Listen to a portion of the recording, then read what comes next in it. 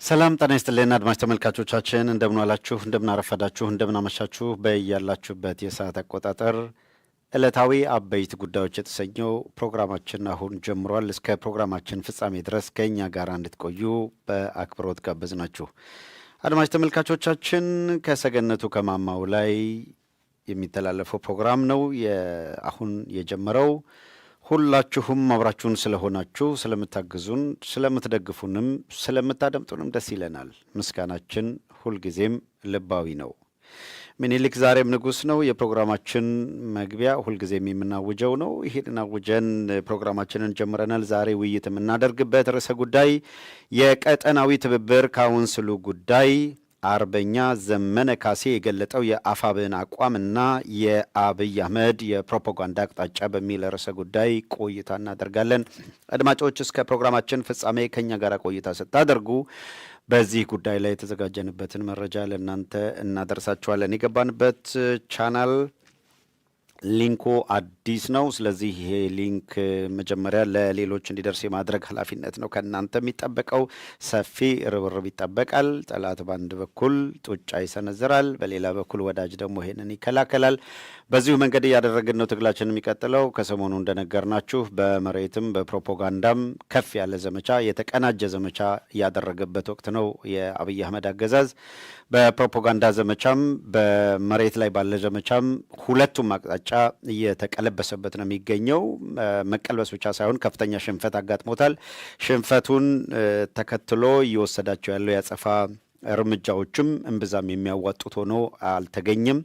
ስለዚህም በዋነኛነት ይሄንን ህዝባችን ላይ በጅምላ ፍጅት ለማድረግ እየተንቀሳቀሰ ያለ ኃይልን በመመከት ረገድ መሬት ላይ የተደረገ ያለውን በፕሮፓጋንዳም በከፍተኛ ሁኔታ መደገፍ የሚጠይቅበት ጊዜ ነው። ነገር ግን የፕሮፓጋንዳ እንቅስቃሴው ደግሞ ዲስትራክሽን የሚፈጥር ከእንደዚህ አይነት በዋናው ጉዳይ ላይ ማተኮር እንዳይቻል በዚያና በዚህ ጎታች እንቅስቃሴዎች ነው የሚካሄዱት። እንደዚህ አይነቱን በጣም ውዳቂ የሆኑ ትንንሽ አጀንዳዎችን በመተው በዋነኛነት በመሪ የጠላት ኃይል ላይ ማተኮር የሚገባ መሆኑን በተለያየ ደረጃ ያሉ አካላት የገለጹ ነው የሚገኙት። ይሄንን ተቀብሎ መጓዝ ነው። የገባችሁና ውይይታችን እየተከታተላችሁ ያላችሁት በቀዳሚ ላይክ የምትለዋን በተን መጫናችሁን አረጋግጡ። ይህን ካደረጋችሁ በኋላ ሌላ ትልቅ ኃላፊነት አለባችሁ። ሼር ብላችሁ ተጭናችሁ በፌስቡክ ገጻችሁ ላይ የቀጥታ ስርጭት ጀምሯል ብላችሁ ጻፉበት።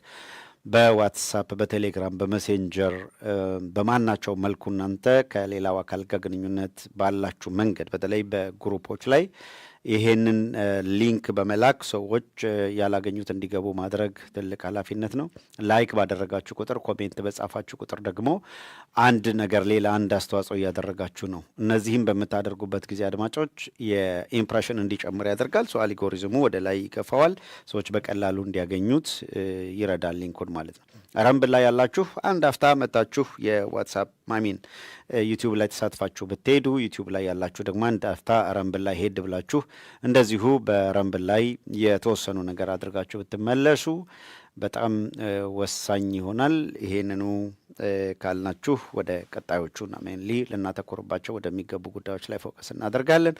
እስከ ፕሮግራማችን ፍጻሜ ድረስ አሁንም ከኛ ጋራ ቆይታ እንድታደርጉ የምንጋብዛችሁ በአክብሮት ነው። አብራችሁን ስለምትሆኑም ደስ ይለናል። ወደ ፕሮግራማችን የገባችሁ ታዳሚዎቻችን በቀዳሚነት የምናደርገው ሁልጊዜም እንደምናደርገው ማን ከየት ገባ የሚለውን ማረጋገጥ ነው። ከዚያም በፍጥነት ወደ መረጃዎቻችን እናተኩራለን።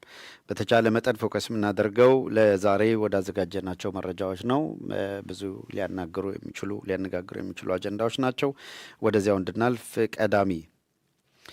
ቀዳሚ የሚሆነው ቦስተን ነው። ዛሬ ቦስተኖች ቀዳሚ ሆነዋል። ከዚያም ካናዳ ቶሮንቶ፣ ቀጥሎ ብሩክና ቤተሰቡ ከኦቶዋ ካናዳ ገብተናል ብለዋል። ሚኒሊክ ዛሬም ንጉሥ ነው። ዴንቨሮች ከተፍ ብለናል፣ ተቀላቅለናል፣ እየተከታተልናችሁ ነው ብለዋል። እናመሰግናለን። ቀጥሎም ከዝናሽ ታያቸው ሳሎን ብለዋል፣ እየተከታተልን ነው ብለዋል። እናመሰግናለን። ሳን ፍራንሲስኮች ገብተዋል። ኮምቦልቻ ገብተዋል። ከአያት 49 ገብተዋል። የለንደኑ እኩለ ሌሊት የከሌ ጠበቃ ሆኖ መጥቷል ምናምን። አረ ከሌሊቱ 9 ሰዓት ሆኗል። እሱን ተውት። አካባቢው ያሉ ሰዎች ህጻናቶቻቸውን ከሱ ገለል እያደረጉ አሁን እኛ ደጋግመን የእሱን ስም ማንሳትም የሚጠበቅብን አይደለም። ጨለማ የጨለማ ስራ ነው የሚሰራው። መጽሐፍ ቅዱስም የሚለው ጨለማውን ለጨለማው ተዉት ነው። የጨለማው አለቃ ያዛቸዋል የሚለውና መልኩ ግብሩን የሚመስል ሰው ጋር እምብዛም ጊዜ እያጠፋን አንሄድም። መቼም ምንም የረባ ነገር ማድረግ ስለማይችሉ ነው። በነገራችን ላይ ሚካኤል ከረገጠው በኋላ ተነስቶ ሰይጣን ምን ይፈይዳል? በቃ የተረገጠ ነው አንድ ጊዜ እና ወደዛ ላይ ባታተኩሩ አድማጮች እዚሁ እኛው ጋር ቆይታ አድርጉ። ከስዊድን ገብተዋል፣ ከደብረ ብርሃን ገብተዋል አለን። ከአሰላ ብለዋል፣ እናመሰግናለን። ከቶሮንቶ እናመሰግናቸዋለን። ከለንደን ጢጣ አካባቢ ገብተናል ብለዋል። ከናዝሬት ገብተናል ብለዋል። አውሮራ ኮሎራዶች እናመሰግናለን። ኃይሉ ነኝ ከዳላስ ቴክሳስ። ምኒልክ ዛሬም ንጉስ ነው ብለዋል፣ እናመሰግናለን። ድሬ ነው ከወዳጆ ጠጅ ቤት አካባቢ ላለ የሰፈሩን ስም የጠቀሰው፣ እናመሰግናለን። ዮሴፍ ደነዞች ሰፈር ይባላል እንዴ? ከደነዞች ሰፈር ብለዋል ዮሴፍ ደነዞች ሰፈር የት አካባቢ ነው? ከሜሪላንድ ሰላማችሁ ይብዛ ብለው ተቀላቅለውናል፣ እናመሰግናለን። ዳላሶች ገብተዋል፣ እናመሰግናለን። ኖርዌይ እናመሰግናለን። ከሳውዲ የገባችሁት እናመሰግናለን። ተሬ ነኝ ከድሬ ብሎናል ወንድማችን፣ እናመሰግናለን። የምኒልክ ዛሬም ንጉስ ናቸው ብለዋል፣ ንጉስ ናቸው፣ እናመሰግናለን። አትናኤል ግርማ ከማዕከላዊ ምድር ከኢየሩሳሌም ከቅድስቲቷ ስፍራ ገብቷል፣ እናመሰግናለን። እያደረጋችሁ ያላችሁት ርብርብ እያደረጋችሁ ያላችሁት አስተዋጽኦ በጣም በእውነቱ ከልብ የሚያስመሰግን ነው። ኢትዮፋር 123 ከአትላንታ ገብተናል ብለዋል። ከጅጅጋ ገብተናል ብለዋል፣ እናመሰግናለን። ከየአቅጣጫው እየገባችሁ ያላችሁት አቡሽ ገብቷል። የምንጊዜም ብረት የሆነ ደጋፊ ነው፣ እናመሰግናለን። ወዲህ ወዲያ የለም፣ ባሉበት ቆመው በደንብ የሚገባ ድጋፍ እያደረጉልን ካሉ መካከል ነው። ከመሿለኪያ ገብተዋል፣ መሿለኪያዎች እናመሰግናለን። ከሙኒክ ጀርመን፣ ከጅጅጋ ከየአቅጣጫው እየገቡ ነው። ከሁሉም አቅጣጫ እየገባችሁ ላላችሁ እናመሰግናለን። በሳተላይት ቴሌቪዥን ከኢትዮጵያ በቀጥታ ከአራቱ ማዕዘን የምትከታተሉን እንደዚሁ ምስጋና አለን። ከያላችሁበት ሆናችሁ እየተከታተላችሁ ያላችሁ ስትችሉ የምታዩበትን አፓራተስ ወይም ለምሳሌ በቴሌቪዥን እያያችሁ ከሆነ ስልኮቻችሁ ያው ኦፍኮርስ ዋናው የዳታ ችግር ስለሚያጋጥማችሁ እንደሆነ በጣም እንረዳለን። ሌሎቻችሁ እዚህ በውጭ ዓለም ያላችሁ አገር ቤት ያሉት በሳተላይት እንዲያዩ እና ይሄ ዳታ ምንድነው የጥቅል ዳታ ምናምን የሚሉት ቴሌ አፎርደብል አይደለም፣ በጣም ከአቅም በላይ የሆነ ነው። አሁን በዚህ በተቃጠለ ኑሮ በስልክ መረጃ ለማየት አይችሉም። እንደዛ መቸገር የለባቸውም። በእውነቱ ይሄንን ለማስቀረት ነው በብዙ መልኩ ከፍተኛ ገንዘብ በየወሩ እያወጣን በሳተላይት ቴሌቪዥን መርሃ ግብሮቻችን እንዲተላለፉ የምናደርገው። ያንን ለሳተላይት የምናውለውን ወጪ ለሌላ ወጪ ብናውለው ለግል ከንሰምሽናቸው ብናውለው በጣም ከፍተኛ ገንዘብ ነው። እውነት ለመናገር ግን ቅድሚያ የምንሰጠው በማናቸው መልኩ መረጃ አገር ቤት እንዲደርስ ማድረግ ነው። ከየአካባቢው እያደመጡ ላሉ እንዲደርስ ማድረግ ነው።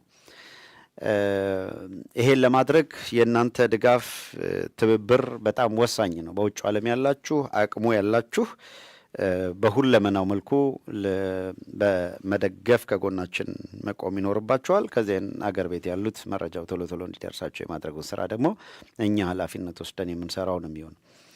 በሚጠሉን ወይም እናጠፋቸዋለን ብለው በሚያስቡ ሞኞች መካከል በእውነቱ ለአመታት ሞክረውን ያልቻሉትን በዚህ በፕሮፓጋንዳ ቢሉ፣ በዚያ ዩቲዩብ ተርሚኔት እናደርጋለን ቢሉ፣ በዚህ አሉባልታ ቢነዙ፣ በዚህ የሆነ ነገር ቢያደርጉ እንዲሁ ሲጨፍሩ እንዲሁ ሲሰቃዩ ይኖራሉ እንጂ ጠብ የሚል ነገር የለም። አንቲል ቱዴይ አለን በቦታችን ተሰይመን ይኸው ፕሮግራሞቻችንን በየዕለቱ እያካሄድን ነው። በየዕለቱ ይተናነቁናል፣ በየዕለቱ እንተናነቃቸዋለን። በተለይ በጣም ጥብቅ የሆኑና የገዘፉ መረጃዎች በወጡ ጊዜ አስቀድመን ነው የምናውቀውና ዛሬ ምን ሊሆን ይችላል የሚለውን እንገምታለን። በየዕለቱ ያለውን ሁኔታ የትኛው ቡድን መቼ ይሰማራል የሚለውንም ደግሞ በደንብ በእውነቱ ጠንቅቀን ነው የምናውቀው። በጠላትነት የተደራጀ ቡድን እንቅስቃሴ ከገዢው በላይ የከፋ የፕሮፓጋንዳ ዘመቻ የሚያደርጉ አካላት አሉ። ለገዢው የአጀንዳ የሚያቀብሉ አካላት አሉ። የእነዚህ አካላት ስምሪት በሙሉ እዚህ ከኛ ጋር ከሚዲያ ጋር ካለው ግብግብ ባሻገር እውነት ለመናገር መሬት ላይ ባለው ትግልም እንደዚሁ የተለያዩ ይመስላሉ፣ በጎን ይወጋገዛሉ። ነገር ግን በሜን ጉዳይ ደግሞ አብረዋሉ። ይሄ እንዴት ነው የምታዩት? ልክ በረራ ጉዲና፣ ዳውድ ኢብሳ፣ ሽመልስ አብዲሳ ሲተቻቹ በደንብ ነው የሚተቻቹት። ፕራክቲካሊ የአገሪቷን እኛ በተረኝነት እየገዛን ነው የሚሉት የነ ሽመልስ አብዲሳን ሀሳብ ግን የስልጣን ጥያቄ ላይ ካልሆነ ጥላቸው የሜን ጉዳይ ላይ ጸብ ስለሌለ ለማጥቃት ሲሆን ከፍተኛ የሆነ ትብብር ታያላችሁ። ስለዚህ ማን ነው በዚህ ሰሞን እስኪ እናንተ እዩና ያገዛዙ ካድሬዎች ማን ጋር ተሰልፈዋል ቢለው ነው። አሁን የአብይ አህመድ ካድሬዎች ዝም ብላችሁ ታዘቡና ከማን ጋር ተባብረዋል? ከማን ጋር እየተናበቡ ነው የአብይ አህመድ ካድሬዎች? በእውነቱ በቅርቡ በአርበኛ እስክንድር ሹመት የተቀበሉ አካላትና የአብይ አህመድ ካድሬዎች እኛን በማጥቃት ጉዳይ ላይ ተመሳሳይ አቋም ይዘው ነው እየተንቀሳቀሱ ያሉት። አራግፈናቸው ነው የምንሄደው፣ እንደለመድ ነው አራግፈናቸው ነው የምንሄደው። ይሄን ስብስብ ከጊዜ ወደ ጊዜ ያጠራ ህብረተሰቡን በደንብ በጥንቃቄ እያየ ማን የት ጋር ተሰልፏል፣ ምን አይነት የተቀናጀና የተናበበ እንቅስቃሴ ያደርጋል የሚለውን ያህል፣ እኛ ግን ሜንሊ ትኩረታችን መሆን ያለበት የት ጋ ነው የሚለውን አስበን ነው እያደረግን ያለን። በተለይም አሁን ከአገዛዙ አንጻር የተወረወረ ያለውን ቀስት መመለስ ላይ ማተኮር ይገባል።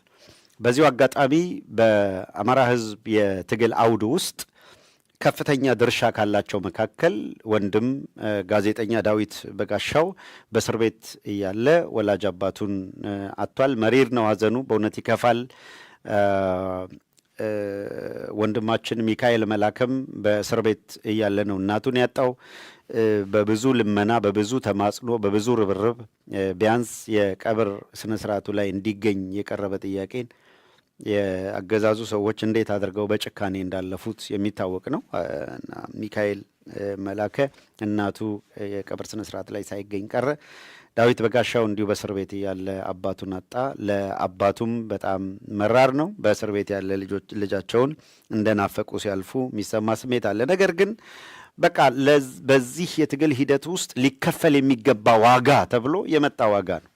ለአንዳንዱ ይሄን ተሸክሟል። በቃ እንዲህ ያለ መከራ፣ እንዲህ ያለ ፈተና፣ በዚህ ፈተና በዚህ ስቃይ ውስጥ እንዲያልፍ የተፈረደበት። በእውነቱ አሁን ቅርብ ጊዜ አንድ የማውቀው ሰው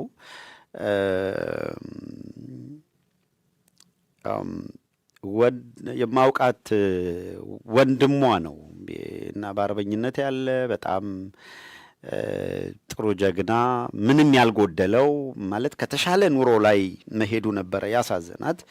በጣም ማሳዘንም አይደለም በእውነቱ እንደው ታሪኩ ሊዘከርለት ይገባል።